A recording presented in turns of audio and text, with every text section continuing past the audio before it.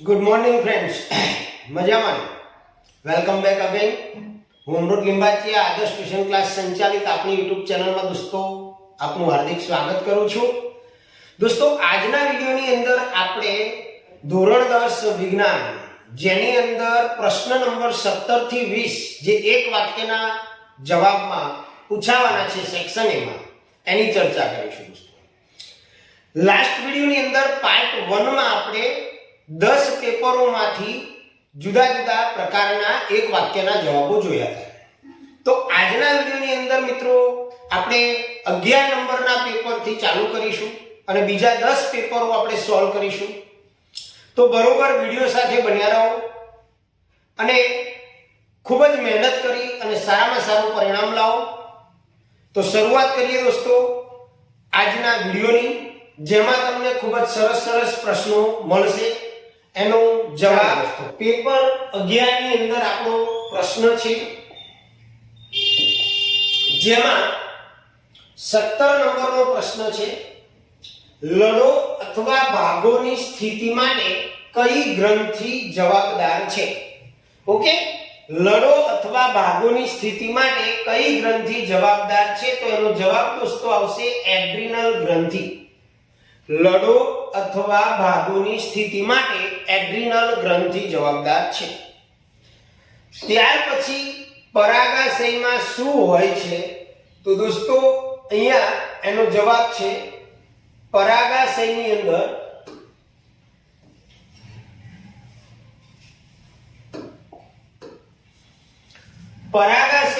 શું આવેલું હોય? તો પરાગાશયમાં દરેક ખૂણે એક એમ 4 લઘુ બીજાણુ ધાનીઓ આવેલી હોય છે અને એનું કામ શું છે? તો એ પરાગરજનું નિર્માણ કરે છે.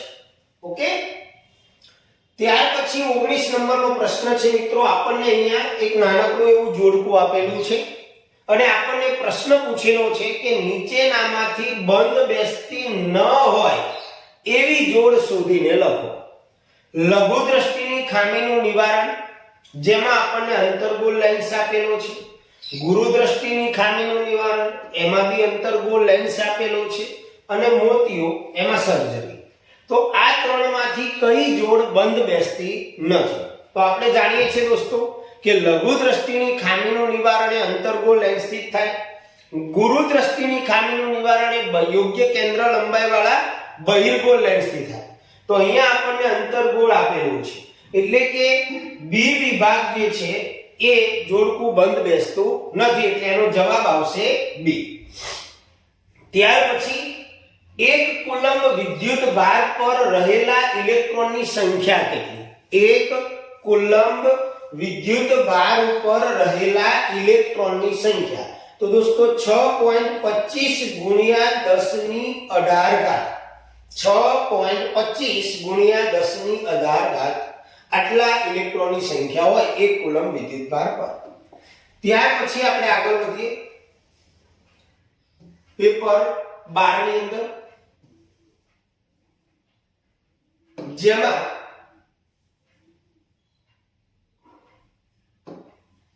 આપણને 17 નંબરનો પ્રશ્ન આપેલો છે દોસ્તો કે પરિઘવર્તી ચેતાતંત્રના ઘટકો કયા?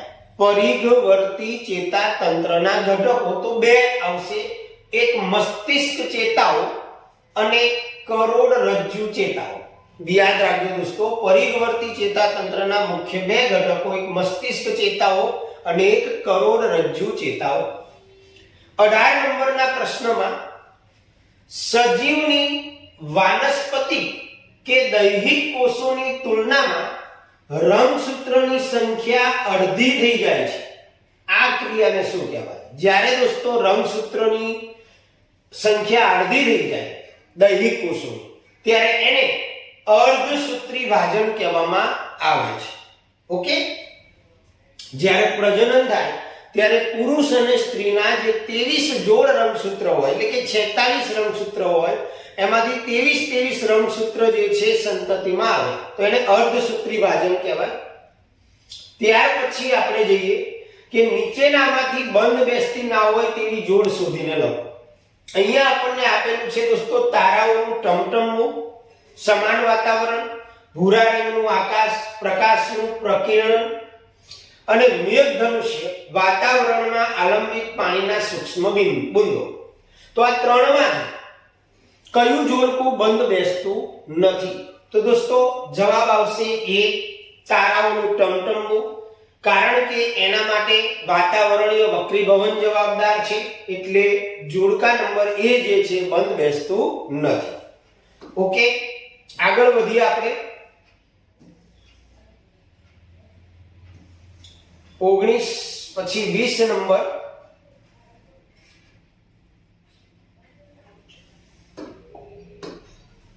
હવે 20 નંબરની અંદર એક ગાણિતિક પ્રશ્ન છે કે એક વિદ્યુત બલ્બ, એક સેકન્ડ થોડું કરી દઈએ.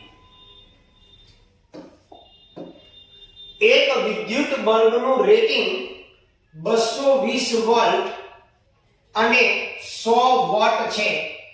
જ્યારે તેને 110 વોલ્ટનો વિદ્યુત સ્થિતિમાનનો તફાવત લાગુ પાડવામાં આવે ત્યારે વપરાતો પાવર કેટલો હશે? દોસ્તો સ્વાધ્યાયનો પ્રશ્ન છે. તો સૌ પહેલા બલ્બનું રેટિંગ આપણે 25 વોટ જવાબ આવે છે. કેવી રીતે આવે જુઓ. તો બલ્બનું જે રેટિંગ છે જેને આપણે V કહીશું એ 220 વોલ્ટ છે અને 110 વોટ એ પાવર કહેવાય, એટલે P આપણને આપેલો છે 100 વોટ. હવે આપણે આનું પહેલા તો અવરોધ શોધીશું. એટલે સૂત્ર યાદ રાખવાનું કે R બરાબર V²/P. ધ્યાન આપજો, R બરાબર V²/P. આ સૂત્રથી પહેલા આપણે અવરોધ શોધીશું. તો R બરાબર V એટલે 220, બે વખત આવશે 220 ગુણ્યા 220 છેદમાં P એટલે પાવર 100. હવે અહીંયા 0 0 ઉડી જશે, બીજો 0 0 ઉડી જશે, એટલે R બરાબર 22 ગુણ્યા 22 484 થાય દોસ્તો. 22 નો વર્ગ આપણે જાણીએ છીએ 22 ગુણ્યા 22 એટલે 484 થાય. પરંતુ જો તમારે એવું ન કરવું હોય તો એનું એ રાખો, અત્યારે સરળ પડશે. હવે આપણને શું કીધું છે દોસ્તો કે 110 V એટલે કે 110 વોલ્ટેજનો વિદ્યુત સ્થિતિમાનનો તફાવત લાગુ પાડવામાં આવે તો પાવર કેટલો હશે તે આપણે શોધવાનો છે.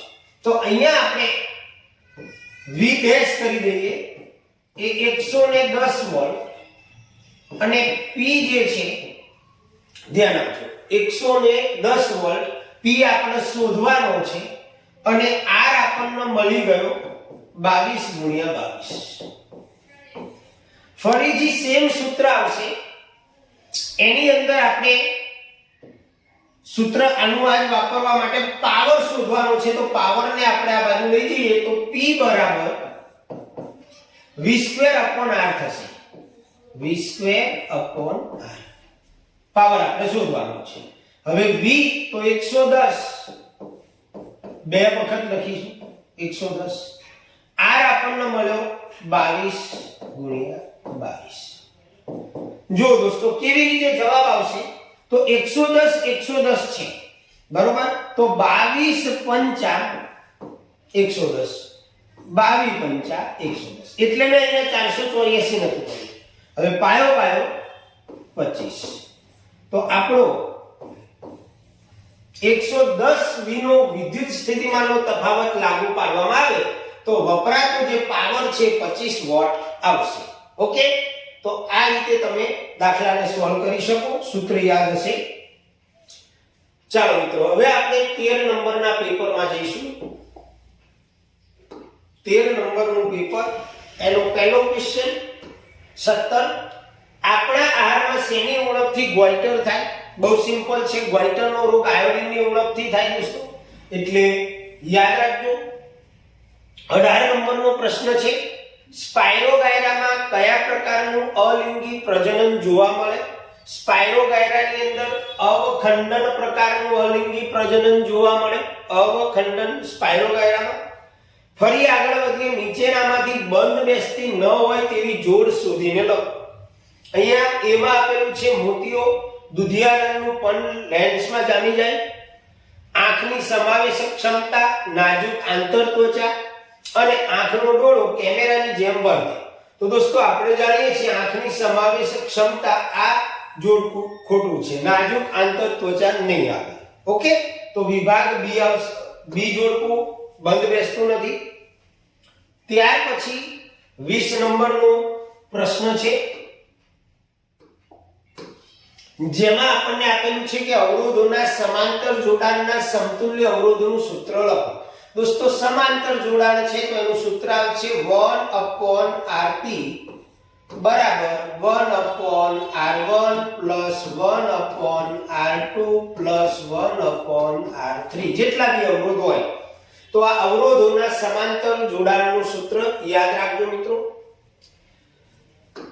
ચાલો હવે આપણે 14 નંબરના પેપરમાં જઈશું.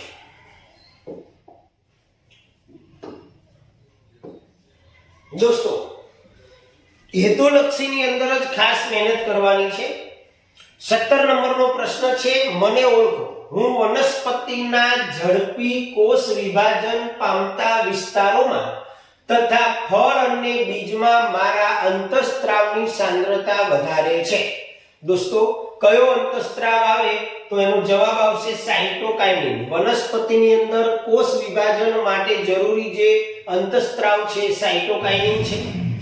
ત્યાર પછી 18 નંબરનો પ્રશ્ન છે કે x અને y રંગસૂત્ર કેવી રીતે જુદા પડે. દોસ્તો x રંગસૂત્ર જે છે એ સામાન્ય આકારનું હોય, યાદ રાખજો. x રંગસૂત્ર એ સામાન્ય આકારનું હોય, જ્યારે y રંગસૂત્ર જે છે નાનું હોય કદમાં. x રંગસૂત્ર સામાન્ય આકારનું અને y રંગસૂત્ર નાનું હોય. બોર્ડમાં પૂછાય એવો ક્વેશ્ચન છે. ત્યાર પછી 19 નંબરનો પ્રશ્ન છે, સામાન્ય દ્રષ્ટિ ધરાવતી વ્યક્તિ, સામાન્ય દ્રષ્ટિ કે જેને આંખની કોઈ જ પ્રકારની ખામી નથી એવી વ્યક્તિ કેટલા અંતર સુધીની વસ્તુઓને સ્પષ્ટ જોઈ શકે દોસ્તો? તો એનો જવાબ આવશે 25 સેન્ટીમીટર થી અનંત અંતર સુધી. 25 સેન્ટીમીટર થી અનંત અંતર સુધી વ્યક્તિ જોઈ શકે જેની આંખ સામાન્ય છે. ત્યાર પછી આપણે 20 નંબરના પ્રશ્નમાં જોઈએ કે વિદ્યુત સ્થિતિમાનનો તફાવત માપવા માટેના સાધનનું નામ આપો. તો વિદ્યુત સ્થિતિમાનનો તફાવત માપવા માટે દોસ્તો વોલ્ટમીટરનો ઉપયોગ થાય. નેક્સ્ટ 15 નંબરના પેપરમાં દોસ્તો આવા પ્રશ્નો પણ પૂછી શકે તમને. કોઈ આકૃતિ આપેલી હોય અને આકૃતિની અંદર તમને આવી રીતે પાર્ટ બતાવેલા હોય. અહીંયા બે પાર્ટ બતાવેલા છે, 2 નંબર અને 1 નંબર, અને ચેતાકોષની આપણને આકૃતિ આપેલી છે કે ચેતાકોષની સંરચના દર્શાવતી આકૃતિમાં દર્શાવેલ ભાગ 1 અને 2 નો ઓળખો. તો દોસ્તો આ બે ભાગને શું કહેવાય અને એક ભાગને, તો આને દોસ્તો ચેતાંત કહેવાય, અને આ જે 2 નંબરનો ભાગ છે એને અક્ષતંતુ કહેવાય. યાદ રાખજો, 1 નંબરના ભાગને ચેતાંત, 2 નંબરના ભાગને અક્ષતંતુ. અહીંયા જે આપેલું છે એ છે કોષ કેન્દ્ર, આ છે શિખાતંતુ. ઓકે, આ જે છે શિખાતંતુ છે, નાના પ્રવર્ધો, અને આ જે ભાગ છે કોષકાય છે. ઓકે, તો આ રીતે તમને પરીક્ષામાં પણ આકૃતિ પૂછી શકે. ત્યાર પછી આપણે આગળ જઈએ 18 નંબરનો પ્રશ્ન કે લિંગ નિશ્ચયનની વ્યાખ્યા આપો દોસ્તો. લિંગ નિશ્ચયન કોને કહેવાય? તો ફલન દ્વારા નિર્માણ પામતા ફલિતાંડમાંથી વિકસતો સજીવ નર કે માદા તરીકે વિકસે તે નક્કી થવાની ક્રિયાવિધિને લિંગ નિશ્ચયન કહેવામાં આવે છે. ફલન દ્વારા નિર્માણ પામતા ફલિતાંડમાંથી વિકસતો સજીવ નર કે માદા તરીકે વિકસે તે નક્કી થવાની ક્રિયાવિધિ. ત્યાર પછી લાલ રંગના પ્રકાશની તરંગ લંબાઈ ભૂરા રંગના પ્રકાશની તરંગ લંબાઈ કરતા આશરે કેટલા ગણી છે?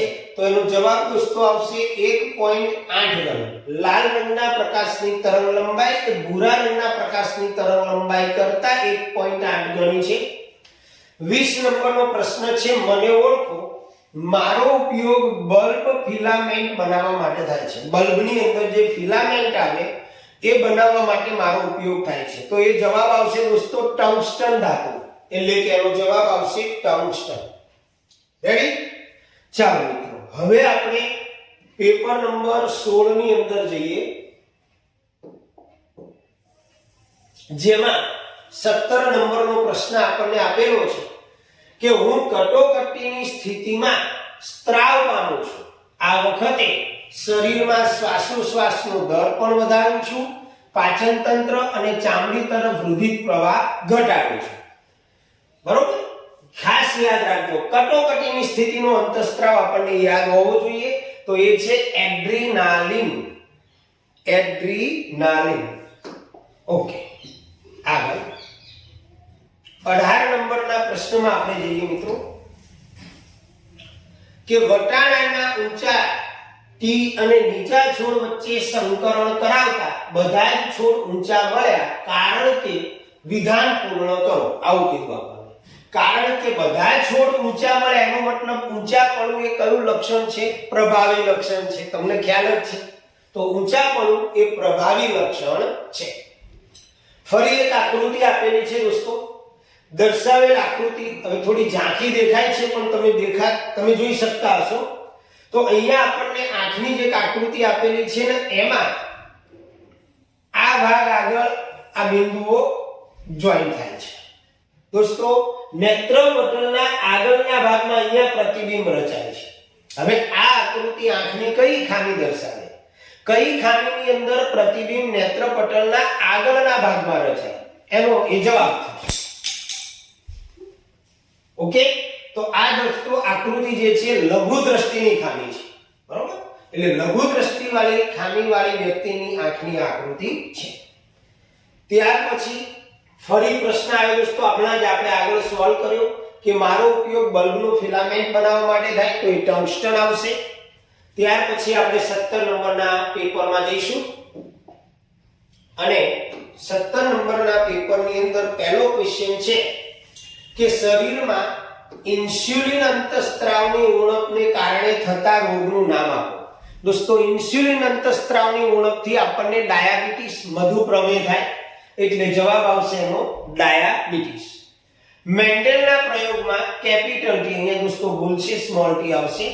મેન્ડેલના પ્રયોગમાં કેપિટલ ટી અને સ્મોલ ટી નો અર્થ જણાવો.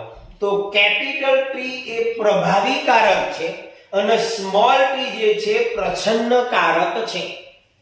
ત્યાર પછી 21 નંબરનો પ્રશ્ન છે, કયા રંગના પ્રકાશનું મૂળ દિશાથી વિચલન સૌથી ઓછું થાય છે?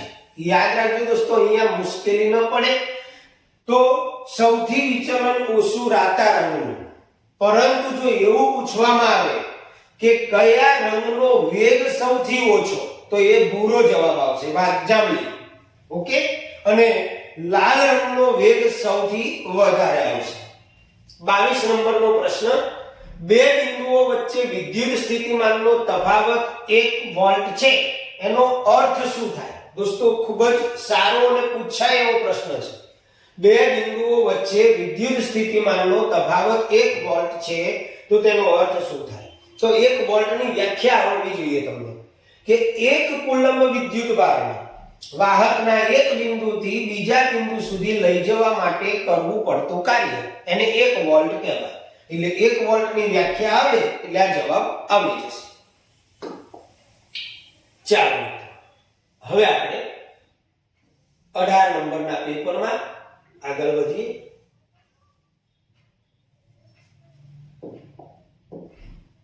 અહીંયા દોસ્તો નંબરમાં ભૂલ છે, 2 મિનિટ.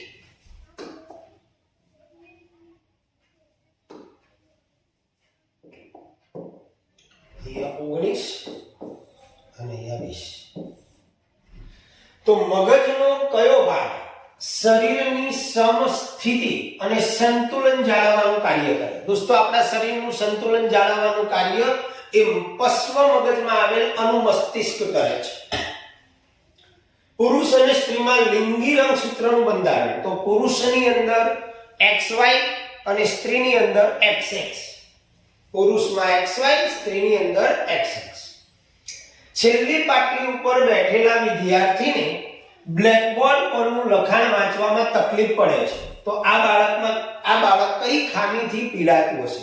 દોસ્તો, છેલ્લી પાટલીએ બેઠેલું છે એટલે એને કે દૂરનું નથી દેખાતું, અને દૂરનું ન દેખાતું હોય એવી ખામી એટલે લઘુ દ્રષ્ટિની ખામી આવે. તો એનો જવાબ આવશે દોસ્તો લઘુ દ્રષ્ટિ.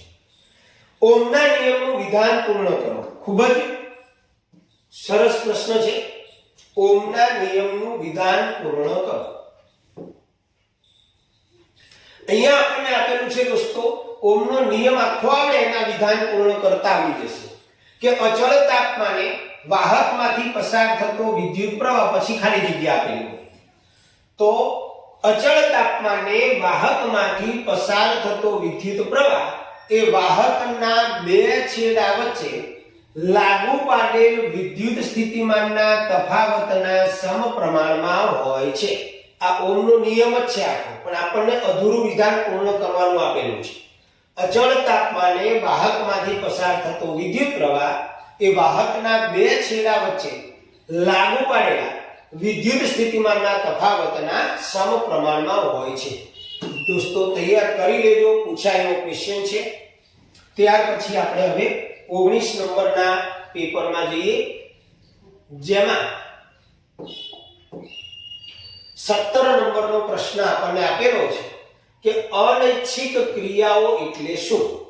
દોસ્તો, જે ક્રિયાઓ આપણી ઈચ્છાથી થતી નથી, જે ક્રિયાઓ ઉપર સજીવનું નિયંત્રણ ન હોય, જે ક્રિયાઓ ઉપર સજીવનું નિયંત્રણ ન હોય તેવી બધી જ ક્રિયાઓને અનૈચ્છિક ક્રિયાઓ કહેવાય.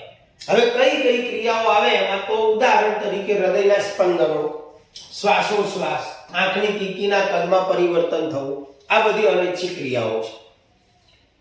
સ્નેલ તેનું લિંગ બદલી શકે છે, તે શું સૂચવે છે? આપણે જાણીએ છીએ ગોકળ ગાય પોતાનું લિંગ બદલી શકે છે. તો એનો મતલબ શું? તો દોસ્તો, એનો મતલબ એવો થાય કે લિંગ નિશ્ચયન જે છે એ આનુવંશિક ક્રિયા નથી. લિંગ નિશ્ચયની ક્રિયા એ આનુવંશિક નથી, એટલે કે વારસાગત નથી હોતી. પ્રકાશની કઈ ઘટના દ્વારા શ્વેત પ્રકાશનું 7 ઘટક રંગોમાં વિભાજન થાય? દોસ્તો, આપણે જાણીએ છીએ એનો જવાબ આવે પ્રકાશનું વિભાજન. પ્રકાશનું વિભાજન એટલે જ એની વ્યાખ્યા છે કે શ્વેત પ્રકાશનું તેના ઘટક રંગોમાં વિભાજન થવાની ક્રિયાને પ્રકાશનું વિભાજન કહેવાય. ત્યાર પછી 20 નંબરનો ક્વેશ્ચન કે વિદ્યુત પરિપથનો અર્થ શું થાય? તો વિદ્યુત પ્રવાહને વહેવા માટે સતત અને બંધ માર્ગ એટલે વિદ્યુત પરિપથ. વિદ્યુત પ્રવાહને વહેવા માટેનો સતત અને બંધ માર્ગ એટલે વિદ્યુત પરિપથ. ઓકે દોસ્તો, હવે આપણે 20 નંબરના પેપરમાં જઈએ. તો 20 નંબરનું જે પેપર છે એનો 17 નંબરનો પ્રશ્ન છે દોસ્તો કે માનવ મગજની અંદર સૌથી મોટા અને મહત્વપૂર્ણ ભાગનું નામ શું છે? માનવ મગજમાં સૌથી મોટા અને મહત્વપૂર્ણ ભાગનું નામ શું? તો એનો જવાબ છે દોસ્તો બૃહદ મસ્તિષ્ક. ઓકે,